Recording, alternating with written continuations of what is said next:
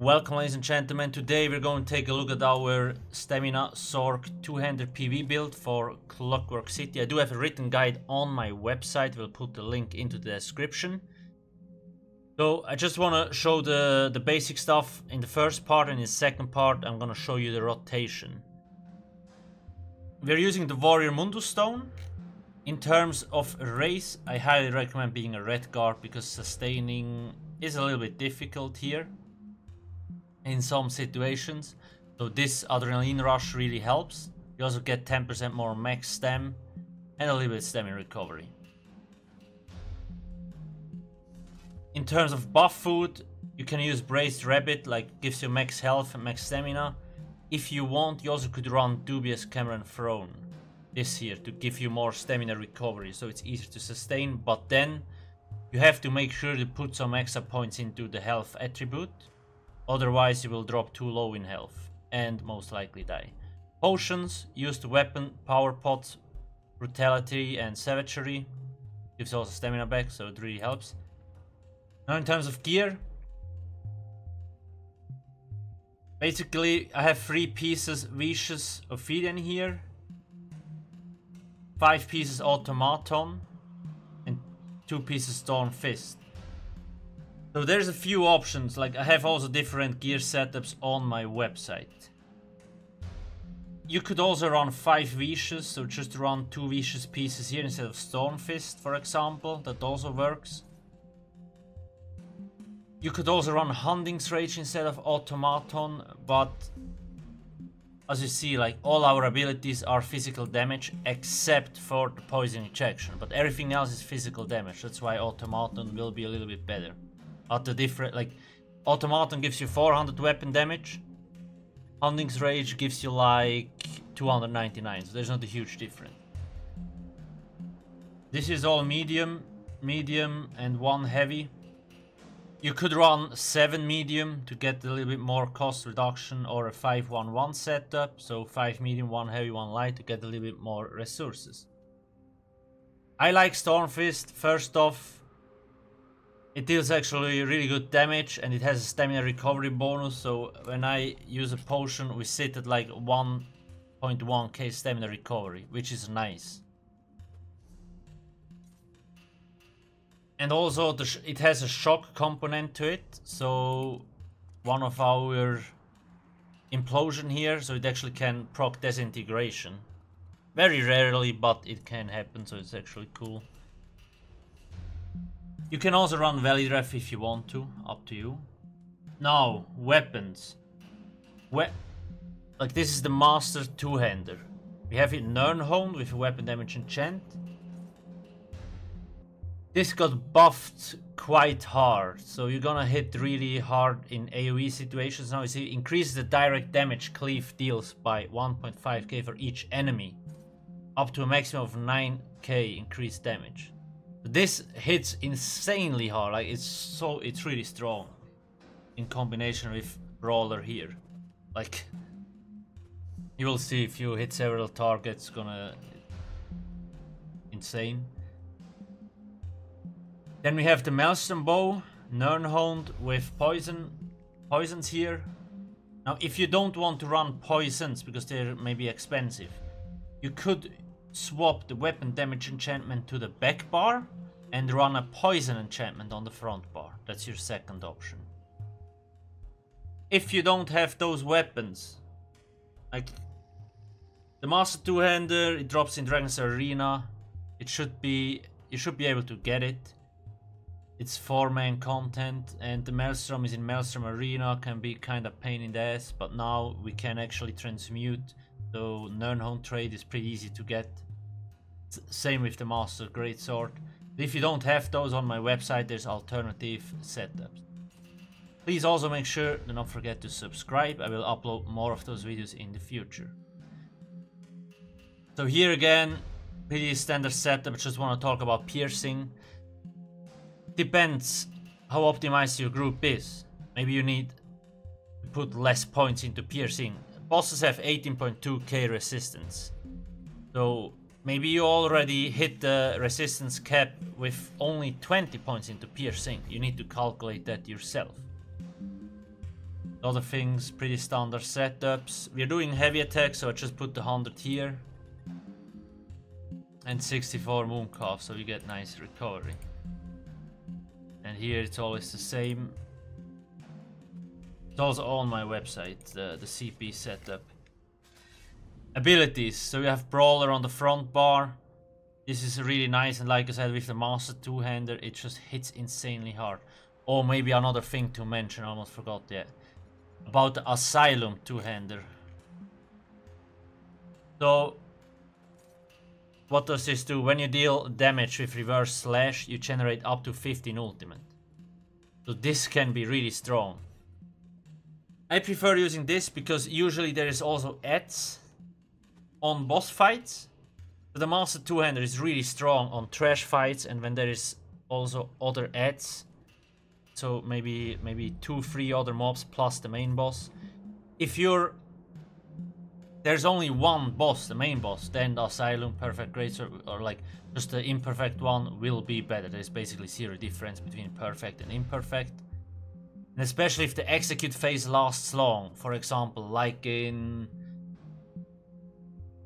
Halls of Fabrication, or also in the new trial, if the execute really lasts long, you can generate a ton of ultimate, insane, like it's just really crazy.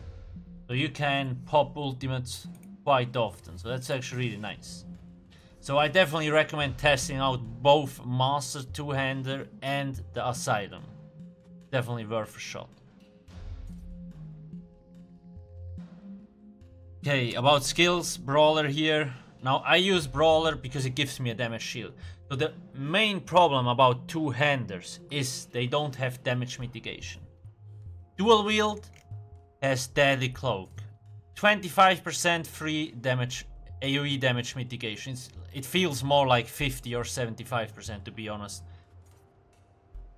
We don't have that on the two-hander, and that's why I say two-hander builds are very squishy in trials. Like in dungeons it's not that big of a deal, but in trials I basically take double the amount of damage compared to dual wields do, just because I don't have this ability. Like Zenimox needs to change something on the two-hander skill tree to give us the same thing here, because it's just gets so much more damage. And this helps a little bit to combat it. You get the small shield.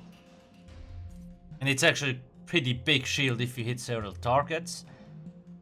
Hurricane deals nice damage. It also can proc Implosion, so it's auto execute.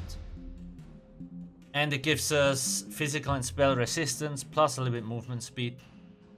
Reverse Slice, our execute ability, really cheap and deals nice damage. And it also has splash damage. Wrecking Blow, this is our spammable. We use Wrecking Blow heavy attack combos. So you see, grants Empower for the next 5 seconds. So our heavy attacks, or our next abilities deal 20% more damage. Our next ability will always be a heavy attack. And now the nice thing about heavy attacks here is, let me find it, where is it? Here. If you do a fully charged heavy attack, you get 10% damage bonus. So our next Wrecking Blow will get another 10% damage bonus. Really nice. Vigor here to keep us alive. Really nice. Flawless Dawnbreaker, 8% extra weapon damage from this, 5% from the ability, and 3% from the Slayer passive. Backbar, Endless Hail, Trap, Poison Injection, Cult Drops. It's always the same for all stem setups. And Crit Surge. This gives us brutality, but we mainly use it for the extra heals. It's really nice to get the extra heals from this. And Ballista. Now, we will always use Ballista as ultimate. It deals more damage. Now, if there is trash fights, you have a lot of mobs, you can use Dawnbreaker. There is a second option. If you have really good healers, you really trust your healers and all that kind of stuff, you can use a Bound Armaments. So without Bound Armaments, we have like 36.8. And if you use Bound Armaments here, instead of the 2 healing abilities, we are at like 39.3k. You get like quite a bit of extra stamina. but on the cost of not having any healing abilities on ourselves. So if you like to pug dungeons, I definitely recommend using Vigor Crit Surge, and if you trust in your group members, you could run Bound Armament. So to quickly explain the rotation, before you start, always use Hurricane and then engage Endless Hail, Light Attack, Trap, Light Attack, Poison Injection, Light Attack, Cult Drops. Use your bow ulti if you need to, Weapon Swap. Now we do Wrecking Blow, Heavy Attack, Wrecking Blow, Heavy Attack, Wrecking Blow, Light Attack, Brawler, Weapon Swap. And reapply Hurricane once it runs out. Just need to get the feeling a little bit for that. So the only thing that doesn't really fit into the rotation is Hurricane. Because this has a 15 seconds duration and the rotation is more or less 10 seconds. Again, this is more optimized for dungeons and trials. So if you want to go full target dummy master DPS, you could get more if you change the setup a little bit, but whatever, it's just to show you the rotation.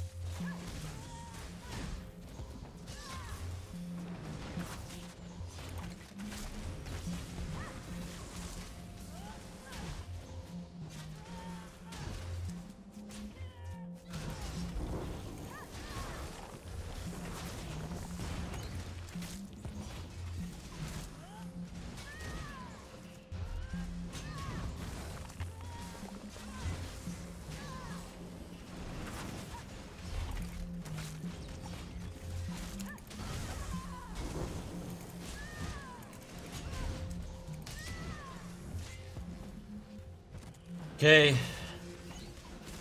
I mean, yes, the damage is lower than on like dual wield, but the two-hander never really has like full single target DPS is a little bit lower, but you have way more splash damage due to passives. Just quickly explain, like forcefuls, you light heavy attacks deal splash damage. It cannot crit anymore. I don't know why Zenimax changed this, but it still does a lot of damage. And obviously when we use reverse slice in execute, we also have more splash damage. So yeah, that's the thing. And you have seen, even though I do have a lot of heavy attacks, the sustain on my red guard is pretty difficult to sustain. Another thing you might have noticed, when I have to reapply Hurricane, I do one less heavy attack. So I always try to fit in. If you can, maybe track Endless Hail. So you know, oh, okay, Endless Hail is about to run out, I need to weapon swap. Endless Hail did the most damage, then we have Wrecking Blow, Cult Drops, Heavy Attacks. You see it goes down and down. Let me see, where is... So Brawler Bleed is 1.2k and another 600, so it's like 1.8k. But remember, once there is several enemies, Brawler will get way more damage. So if there was like 3 to 4 targets, Brawler will be one of the highest damage abilities because of the Master Two-Hander, because he gets buffed so hard. It basically will do the same damage as Wrecking Blow, just instantly, and to several targets. That's what I'm trying to say. But you will see that once you use it. Now we had a 50% weapon crit rating. As I said, the crit is a little bit low on this build, but we can't really change that. Now the Ravage health poisons, 900 and another 500. It's like 1.4k DPS from that stuff. Sometimes it goes higher, sometimes lower. Depends how much it procs. We don't have major fracture buff here, just as a, just remember. If we had fracture buff, like on other setups, we would get a little bit more DPS. Now I hope you understood. Again, I do have the build also in written form on my website. If you have any questions, ask me in the comment section below. Make sure to not forget to subscribe and hit that like button. Thank you for watching and have a nice day. Cheers.